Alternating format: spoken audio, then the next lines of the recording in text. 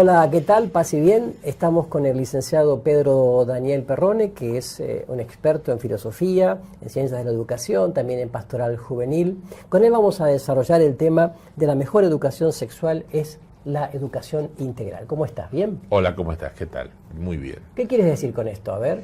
En realidad, uno de los grandes problemas que hoy enfrentamos quienes trabajamos en la educación sexual es que en el mundo actual aparece una mirada muy reduccionista del hombre. Hoy hablar de sexualidad supone hablar de genitalidad, supone hablar de evitar un embarazo, supone hablar de cuestiones absolutamente que están reducidas al ejercicio biológico de la sexualidad. Como reducir la sexualidad, la pura genitalidad, al ser humano, al puro instinto, una cosa así. Exactamente, y eso significa un reduccionismo del hombre, porque el hombre en realidad es un misterio.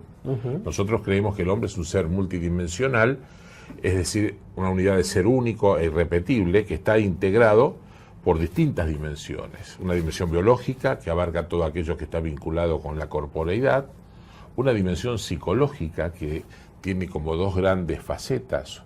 Una faceta es el ámbito de la intelectualidad, el ejercicio de la razón y de la inteligencia, y la otra faceta, el otro aspecto de la dimensión psicológica del hombre es el desarrollo de la afectividad y de la emocionalidad.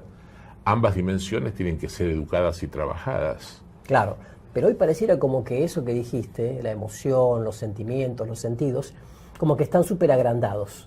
Y lo otro reducido, ¿no? Yo suelo decir siempre esto: la armonía de la racionalidad y de la emocionalidad hace la posibilidad del hombre maduro y crecido. Ahí está. Cuando la racionalidad aplasta la emocionalidad, el hombre también se empobrece. De la misma manera que cuando una emocionalidad desbordada aplasta la racionalidad y la intelectualidad. Claro, a veces se dice, se vuelve puro instinto. Si lo siento es auténtico, Exacto. Lo tengo que hacer, si no lo siento no lo hago. Bien. Entonces el sentir pareciera como que está en la normativa de todas mis acciones. De todo. Una persona que se maneja así en la vida es una persona que tiene una emocionalidad mucho más grande que su racionalidad y somete la racionalidad a la emocionalidad, con lo cual genera un proceso de pobreza en el crecimiento. Cuando vos decís racionalidad, ¿hablás de esta parte reflexiva? De la capacidad de pensar, de la capacidad de discernir, de la capacidad de elegir, del ejercicio de la voluntad para hacer. Claro. El ámbito del conocer humano es aquella particularidad que nos hace específicamente humanos. Se dice que en el mundo postmodernista la reflexión, lo que vos decís, la racionalidad, el discernimiento, están prácticamente como anulados, ¿no? Que hay poco espacio para ello. Sí. Y hay mucho espacio, sobre todo en los medios de comunicación, en las redes, hay mucho espacio para lo otro, lo que vos sentís, lo que yo siento, lo que siente la sociedad, un poco la pasión en el sentido así como irracional, ¿no? O irreflexivo. Basta con mirar las redes. Claro, exacto. Si vos mirás las redes te encontrás con que hoy estamos viviendo una cultura de la extimidad. Todo tiene que ser puesto. Todo lo que yo siento tiene que ser puesto en público para que todo el mundo lo aprecie y lo vea. Está bien. ¿Sí? Entonces, importante este tema. La sexualidad sería toda mi forma de ser como varón y mujer, exacto, mi forma de pensar, de actuar, todo. Estas dos dimensiones, la biológica y la psicológica, se integran con otras dimensiones y forman esta complejidad del misterio del hombre. Una dimensión social que hace alusión, se refiere a la capacidad innata del hombre de ser con otros. Nosotros no somos solos en el mundo. Claro. Debemos la existencia, nuestra existencia nos es dada, y por ser dada, el otro es quien me sirve de referencia para ser quien soy. ¿No es cierto? Hay una dimensión muy importante, que es la dimensión cultural, claro, que hace que yo descubra que vivo situado con otros.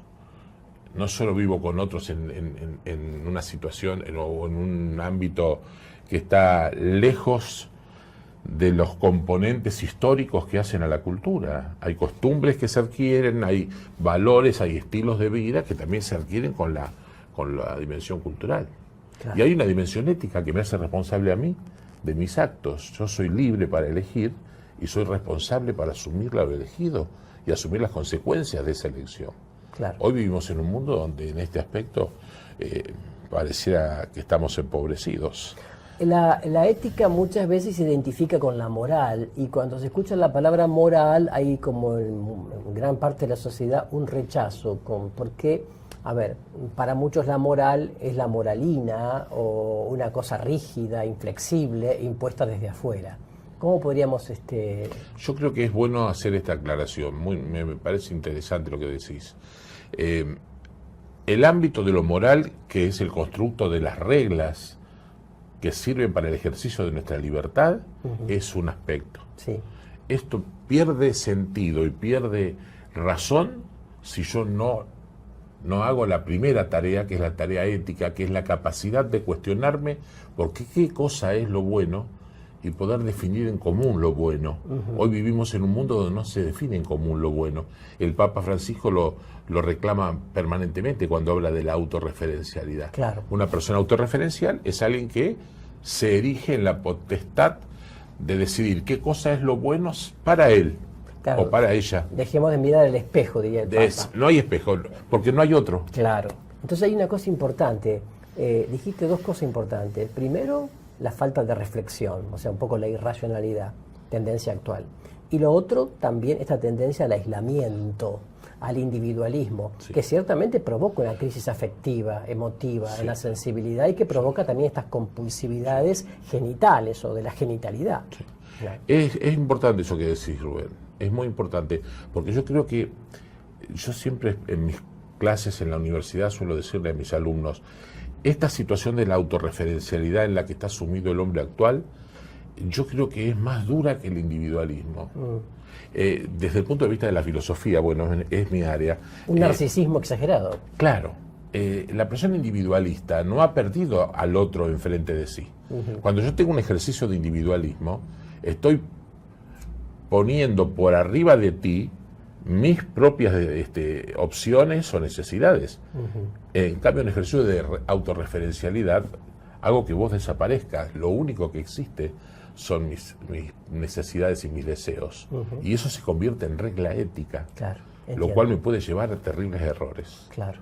Por eso decíamos entonces que la mejor educación sexual es la mejor educación integral. Miremos al hombre integralmente, miremoslo por último de la dimensión de la gracia, que es la dimensión de la espiritualidad y la trascendencia. Claro. El hombre es un ser con gracia. Claro. Un hombre que es abarcado por este otro, que es el absolutamente otro, claro, que nos hace ser a todos. El creador. El creador. ¿No es cierto? Entonces yo tengo que plantearme esto.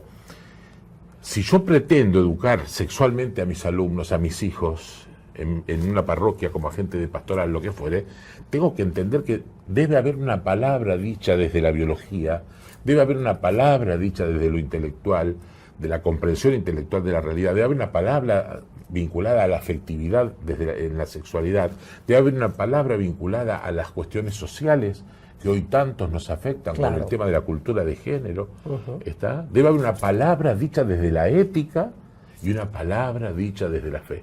Bueno. Eso es una educación sexual que nos puede permitir a nosotros abarcar a todo el hombre. Si no, lo que hacemos es un triste reduccionismo que empobrece la cuestión y nos deja de alguna manera cercenados en un estado de precariedad como seres humanos. Perfecto. Entonces, Daniel, el tema da para mucho más. Lo seguimos en un próximo encuentro. ¿Cómo no? Gracias. Muy bien. Adiós. Hasta pronto.